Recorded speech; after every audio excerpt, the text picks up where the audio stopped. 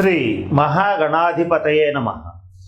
ఈరోజు మనం 8 నవంబర్ 2022వ తేదీన ఏర్పడుతున్నటువంటి రాహుగ్రస్త పాక్షిక చంద్రగ్రహణం ఏదైతే ఉందో దాని ప్రభావం రాజకీయ నాయకుల మీద ఎలా ఉంటుంది, అలాగే భౌగోళిక పరిస్థితుల మీద ఎలా ఉంటుంది, ఇటువంటి అంశాల గురించి తెలుసుకుందాం.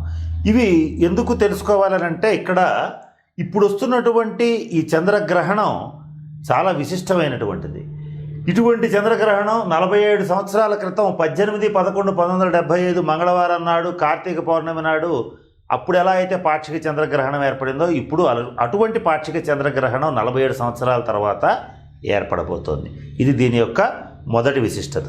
రెండవ విశిష్టత ఏమిటంటే 14 రోజుల్లో 2 గ్రహణాలు ఏర్పడుతున్నాయి. అంటే మొన్న దీపావళి అమావాస్యకి సూర్యగ్రహణం, ఇప్పుడు ఈ కార్తీక పౌర్ణమి నాటికి అంటే దీపావళి అమావాస్య నుంచి కార్తీక పౌర్ణమి వరకు 14 రోజులు ఈ సమయంలో 2 గ్రహణాలు ఏర్పడిపోతున్నాయి. అంటే ఈ కార్తీక పౌర్ణమికి చంద్రగ్రహణం ఏర్పడుతుంది. ఇలా వరుసగా 15 రోజుల్లో 2 గ్రహణాలు ఏర్పడటం అనేటువంటిది కొంచెం అరిష్ట సూచకం అని చెప్పవచ్చు. అయితే ఇక్కడ ఎలా ఉంటుందంటే ఒకళ్ళకి అరిష్టం అయితే ఒకళ్ళకి బ్రహ్మాండంగా ఉంటుంది. ఇటువంటిది ప్రకృతి నియమం. ఇది ఇద్దరు రాజులు కొట్టుకున్నారంటే ఒక రాజు గెలుస్తాడు, ఒక రాజు ఓడిపోతాడు. ఈ రాజులు రాజ్యాలు గతంలోనే పోయినాయి కనుక ఇప్పుడు ఏంటంటే రాజకీయ నాయకులు అలాగే ప్రధానమంత్రులు ప్రధానులు ఈ దేశ విదేశాలు పరిపాలించేటువంటి ప్రెసిడెంట్స్ వీళ్ళ మీద ఈ ప్రభావం చూపిస్తూ ఉంటుంది. అంతేకాకుండా కొన్ని ప్రాంతాల మీద ఈ చంద్రగ్రహణ ప్రభావం అనేటువంటిది ఏర్పడుతుంది. ముఖ్యంగా మన భారతదేశానికి వచ్చేటప్పటికి అరుణాచల్ ప్రదేశ్, అస్సాము, మణిపూరు, సిక్కిము, త్రిపుర ఇటువంటి ప్రాంతాల మీద ఉభయ తెలుగు రాష్ట్రాల మీద ఈ గ్రహణ ప్రభావం తప్పనిసరిగా ఉంటుంది. అలాగే ఆసియా, ఆస్ట్రేలియా, ఉత్తర అమెరికా, దక్షిణ అమెరికా, యూరప్ దేశాల్లో కూడా ఈ గ్రహణ ప్రభావం అనేటువంటిది ఏర్పడుతుంది. ఇప్పుడు నేను చెప్పినటువంటి ఆసియా, ఆస్ట్రేలియా, ఉత్తర అమెరికా, దక్షిణ అమెరికా, యూరప్ దేశాల్లో ఎటువంటి ప్రభావం ఉంటుందంటే సహజ సిద్ధంగానే ధనిక దేశాలైనటువంటి ఈ దేశాలు ద్రవ్యోల్బణంతో కొంచెం ఇబ్బంది పడతాయి. ఇక మన తెలుగు రాష్ట్రాల్లో కానీ భారతదేశంలో కానీ రాజకీయ నాయకుల విషయానికి వచ్చేటట్లయితే కొంతమందికి చాలా ప్లస్ అవుతుంది, కొంతమందికి మాత్రం కొన్ని ఇబ్బందులు కలుగుతాయి. వాటిల్లో మొట్టమొదటిగా తెలుసుకోవాల్సింది ఏంటంటే జ్యేష్ఠ నక్షత్రం వృశ్చిక రాశి జాతకులైనటువంటి నరేంద్ర మోడీ గారికి ఈ గ్రహణ ప్రభావం వల్ల చాలా బాగుంటుందంటే ఆయన రాజకీయ చిత్రతకి కానీ ఆయన జైత్రయాత్రకు కానీ తిరుగులేనటువంటి పరిస్థితులు ఉంటాయి. ఇక ఈ వృశ్చిక రాశికి 6వ స్థానంలో అంటే నరేంద్ర మోడీ గారి జాతకరీత్యా వారి జన్మరాశికి 6వ స్థానంలో మేషరాశిలో భరణి నక్షత్రంలో రాహుగ్రస్త పాక్షిక చంద్రగ్రహణం ఏర్పడుతోంది కనుక వారికి ఏర్పడేటువంటి ఫలితాలు ఏమిటంటే శత్రువుల మీద ఆయన విజయం సాధిస్తారు. అయితే ఈ సాధించే ముందు జరగబోయే అంశం ఏమిటంటే ఆయనకి శత్రువులు ఎవరు మిత్రులు ఎవరు అనేటువంటి క్లారిటీ వచ్చేస్తుంది ఈ గ్రహణ ప్రభావం వల్ల. మరి ఈ గ్రహణ ప్రభావం ఎప్పుడు ఉంటుంది అని అంటే ఈ గ్రహణ ప్రభావం నెల రోజుల ముందే ఈ గ్రహణ ప్రభావం తెలిసిపోతుంది. ఎప్పటిదాకా అంటే కనీసం 3 నెలల వరకు, అలాగే 6 నెలల వరకు చంద్రగ్రహణం అయిన తర్వాత అంటే ఈ కార్తీక పౌర్ణమి నాడు 8వ తారీఖు నవంబర్ తర్వాత 3 నెలలకి తెలిసిపోతుంది. కాదంటే 6 నెలలకు ఖచ్చితంగా తెలుస్తుంది. ఏ గ్రహణ ప్రభావం అయినా కూడా ఒక గ్రహణం నుంచి ఇంకొక గ్రహణం వరకు ఉంటుంది. కనుక ఈ నరేంద్ర మోడీ గారికి ఈ గ్రహణ ప్రభావం వల్ల శత్రునాశనం, రుణనాశనం, రోగనాశనం ఇవన్నీ వెళ్ళిపోతాయి. అప్రతిహతంగా ఆయన ప్రభావం అటువంటిది కొనసాగుతుంది. శత్రువుల మీద విజయం సాధించడం అనేటువంటిది తథ్యం. అటువంటి శుభ పరిణామాలు ఈ గ్రహణం వల్ల ఏర్పడుతున్నాయి. ఇక్కడ ఇది చెప్పుకోబోయే ముందు ఒక ముఖ్యమైన విషయం మీకు చెప్పాలి. గతంలో సూర్యగ్రహణం ఏర్పడినప్పుడు కొంతమందికి ప్లస్ అయింది, కొంతమందికి మైనస్ అయింది. మరి ఇప్పుడు మళ్ళీ మారుతుంది కదా అని అంటే మారుతుంది.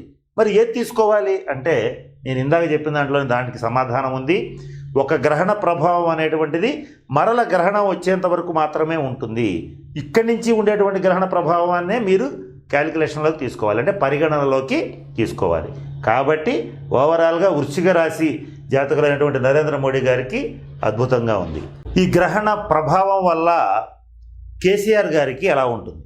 ఆశ్లేష నక్షత్రం కర్కాటక రాశి జాతకులైనటువంటి కేసీఆర్ గారికి ఈ 8 నవంబర్ ఏర్పడుతున్నటువంటి ఈ పాక్షిక చంద్రగ్రహణం ఏదైతే ఉందో అది మంచి శుభ ఫలితాలను ఇస్తుంది.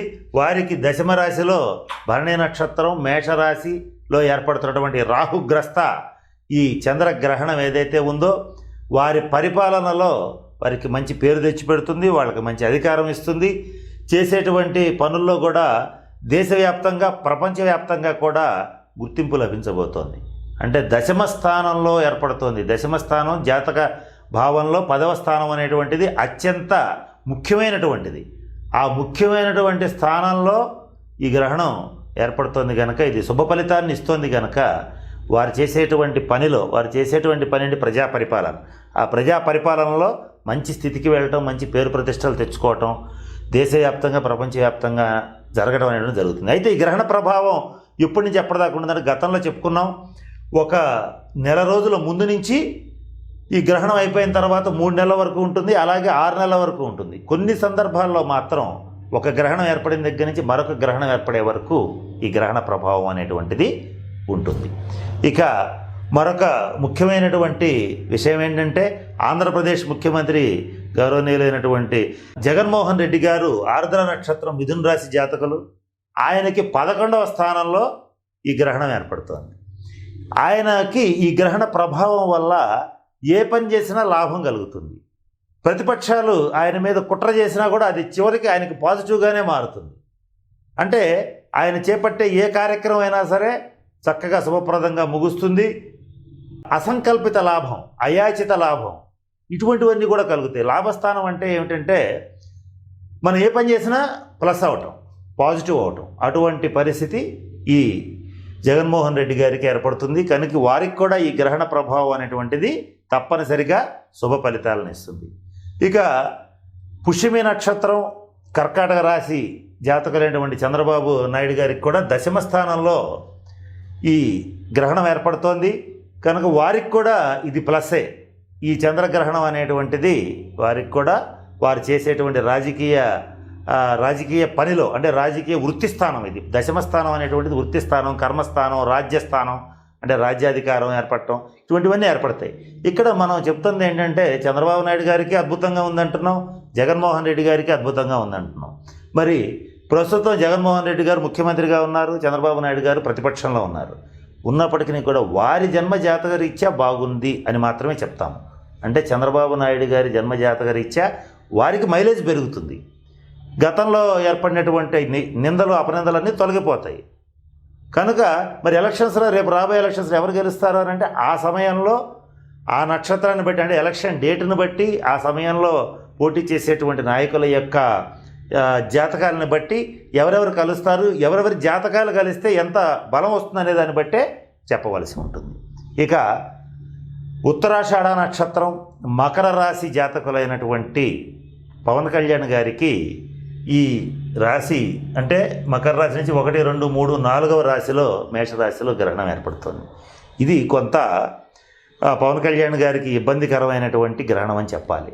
ఏ రకమైన ఇబ్బందులు ఏర్పడతాయి అంటే ముఖ్యంగా పవన్ కళ్యాణ్ గారికి కొంచెం మనశ్శాంతి లోపిస్తుంది, సుఖం ఉండదు, కొంత ఇబ్బందికరమైన పరిణామాలు ఉంటాయి, కొంత థ్రెట్ ఉంటుంది. అంటే కొంచెం దాడి జరగటం, అవమానించటం ఇట్లాంటివన్నీ జరిగే అవకాశాలు ఉంటాయి. కొన్ని సందర్భాల్లో కొన్ని అక్రమంగా కేసులు పెట్టడం కూడా జరగవచ్చు. ఇటువంటివన్నీ కూడా జరిగే అవకాశాలు పవన్ కళ్యాణ్ గారి జాతకంలో ఈ గ్రహణ ప్రభావం తర్వాత జరిగే పరిస్థితులు ఉంటాయి. అయితే ఈ గ్రహణ ప్రభావం నేను చెప్పినట్టుగా ఒక నెల రోజుల ముందే స్టార్ట్ అవుతుంది. ఈ గ్రహణం అయిపోయిన తర్వాత మరో గ్రహణం వచ్చే లోపల ఇవన్నీ కూడా జరుగుతాయి. ఇటువంటి ఇబ్బందులు ఉన్నాయి కనుక పవన్ కళ్యాణ్ గారు ఈ గ్రహణానికి సంబంధించిన శాంతి పరిహార క్రియల్ని తప్పనిసరిగా పాటించేటట్లయితే వాటి నుంచి బయటపడటం అనేటువంటిది జరుగుతుంది. కనుక నేను చెప్పిన అన్ని అంశాలు దృష్టిలో పెట్టుకోండి. ఈ గ్రహణ ప్రభావం అనేటువంటిది ప్రకృతి ప్రళయాల మీద కూడా ఉంటుంది. ఇక్కడ ఎటువంటి వాటి మీద ఉంటుంది? సునామీలు, భూకంపాలు, అలాగే బస్సు విమాన ప్రమాదాలు ఇటువంటివన్నీ కూడా ఉంటాయి. వీటి మీద కూడా ఈ గ్రహణం యొక్క ప్రభావం ఉంటుంది. ఇక్కడ చంద్రగ్రహణం అనేటువంటిది చంద్రగ్రహణ ప్రభావిత ప్రాంతం ఏదన్నా ఉంది అని అంటే భారతదేశం మొత్తంలో అది కాశీ. సూర్యగ్రహణ ప్రభావం ఏదైనా ఉంది అంటే భారతదేశం మొత్తంలో అది కురుక్షేత్రం. కనుక ఎవరైనా ఓపిక ఉన్నవాళ్ళు ఈ చంద్రగ్రహణ ప్రభావాన్ని వదిలించుకోవాలి అని అంటే గ్రహణం అయిన తర్వాత కాశీలో కనుక శాంతి పరిహార క్రియలు జరిపించుకుంటే మరిన్ని శుభ ఫలితాలను పొందే అవకాశం ఉంటుంది. ముఖ్యంగా రాజుల మీద, రాజ్యాల మీద అంటే మంత్రుల మీద, రాజకీయ నాయకుల మీద, దేశాల మీద ఈ ప్రభావం ఉంటుంది కనుక దానికి సంబంధించిన శాంతి పరిహార క్రియలు ప్రజలందరూ పాటించి మరిన్ని శుభ ఫలితాలు పొందాలని ఆ పరమేశ్వరుని ప్రార్థిస్తున్నాను. స్వస్తి.